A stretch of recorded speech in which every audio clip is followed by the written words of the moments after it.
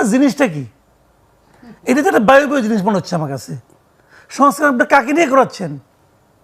এই সংস্কার তো জীবনেও শেষ হবে না। ধরেন আপনি তাকে বের করে দিতে পারে এখান থেকে। 3 নম্বর দাবি হলো যে সব দলের সঙ্গে যেন ডক্টর ইউনূস সরকার মানে নিরপেক্ষ আচরণ করে, মানে কোনো পক্ষপাতমূলক আচরণ না করে। এই 3টা দাবি। এর মধ্যে ডিসেম্বরের পরে নির্বাচন চাওয়াটা হলো মূল দাবি। তো আমার কাছে তো মনে হয় না এই দাবিগুলো থেকে তারা খুব বেশি একটা পিছু হটবে। সরকারকে মানতে হবে।